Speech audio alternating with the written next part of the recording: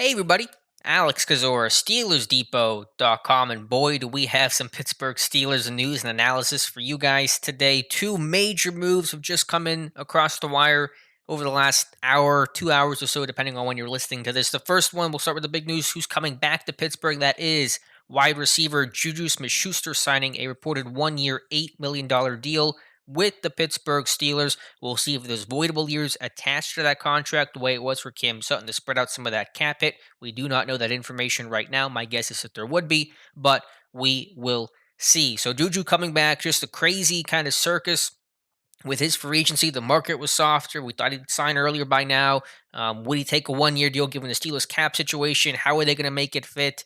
Didn't know those details, but we found out the way they're going to work it is basically they're trading Juju Smith Schuster, or I should say, they're trading Steven Nelson for Juju Smith Schuster. Steelers reportedly are granting Nelson permission to seek a trade. If they cannot trade him, they will cut him. And basically, the amount of money you spent on Juju is the amount of money that you will save by cutting or trading Steven Nelson, about $8 million either way. So that's the decision the Steelers made. They decided to keep JuJu Smith-Schuster, and in doing so, will have to cut or trade Steven Nelson. What's Nelson's market value? It's hard to say. Maybe a third round pick, but knowing you're going to cut him if you don't trade him, that's going to hurt your leverage. And so maybe you can only get a fourth or a fifth out of him. The Raiders were able to trade Rodney Hudson for a third, even though it reported that they were going to cut him, and they eventually were able to deal him. So it doesn't kill the value, but it certainly hurts you in trade negotiations.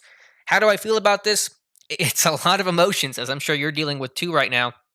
Um, getting Juju back, I wanted Juju back. I'm glad he's back. Hopefully he can be here long term. You don't want him here for just one season, then he goes. And we're gonna have this conversation next year. You could franchise tag him next year potentially as well. The cap will go up, give you more flexibility to do that. Ben's contract probably off the books. But just to start off the top, I mean, if Ben hadn't returned, if the Steelers hadn't kept Ben, Juju, I don't think is coming back.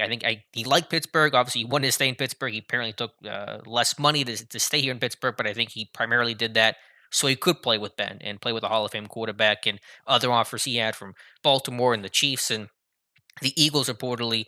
He wasn't probably going to be as productive stats wise in those places as he would have been in Pittsburgh, and getting to play with Ben is a big bonus for that. So a big reason for that, I should say. So that makes a lot of sense for Juju. I'm happy to have him back.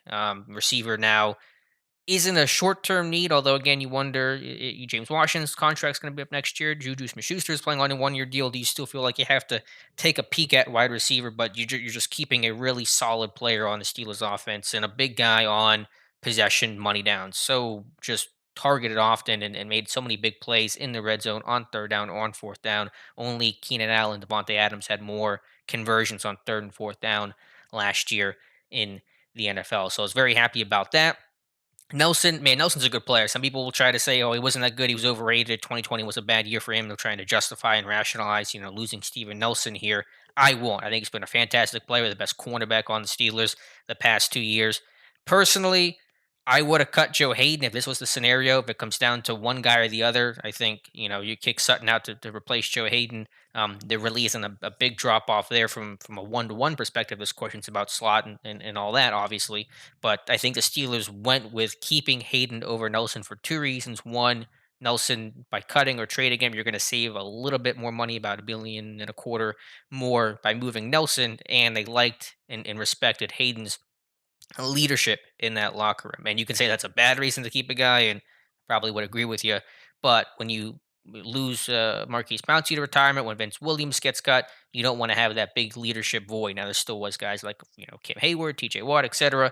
But Hayden was a really big mentor and veteran presence in that secondary. So I think that's the reason why they went with choosing effectively Hayden over Steven Nelson. So overall, it's hard to know exactly where to come in. It kind of feels like you're getting one good player back in Juju, but you're losing one good player in Steven Nelson. You already lost Mike Hilton, and the thing I would say is that this team drafts receivers really well, and they don't draft cornerbacks well. That's the reason why they went out there and got Joe Hayden and signed Steven Nelson, because they said, well, we can't draft corners, so let's just go spend money on guys that are developed and are proven, and work them into our system. And for Pittsburgh and their defense in particular, is the reason why that defense took a step from being pretty bad to being one of football's best was because of that secondary. Was because they had some lockdown corners who could play in this man-heavy scheme the Steelers have, switched to, and they had playmakers in the secondary, guys that made plays on the football that came away with interceptions and turnovers. And so the pressure had always been there, even in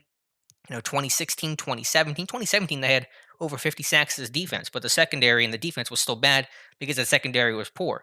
And so it's not a coincidence once the secondary improved with Nelson and Hayden and Minka and even Terrell Edmonds' improvement and progression and developing internally, Mike Hilton, Cam Sutton, that's when the defense and this team really took off on that side of the football. So those are going to be big shoes to fill. Cam Sutton probably will kick out to right cornerback, at least in base, maybe slide to nickel in sub packages, which is still done about two-thirds of the time. And then a guy like James Pierre, who they're high on internally, could get some looks on the outside, but they're also very likely at this point to draft a cornerback as well to replace Nelson, and also knowing Joe Hayden still probably in the last year of his deal. So it kind of feels like you're trading one good player for another, and did you really get better as a team in the aggregate? You're better on offense, you're not as good on defense. How do you weigh that out? And I do think philosophically, in the way the Steelers have been built and the way they've drafted, you want to lean towards keeping your good defensive players like Steven Nelson. But I am happy to have Juju back. So it's a lot going on. It's hard to know exactly where I come in on it. I'll let you guys decide that in the comments below. But Juju staying, Nelson going. If you can trade him, that's great. Get a pick. That'd be fantastic. Better than cutting him, obviously. We'll see what happens. We'll keep you posted. But let me know your thoughts in the comments below to the Juju and Steven Nelson news. Thank you guys so much for listening, and we'll talk to you soon.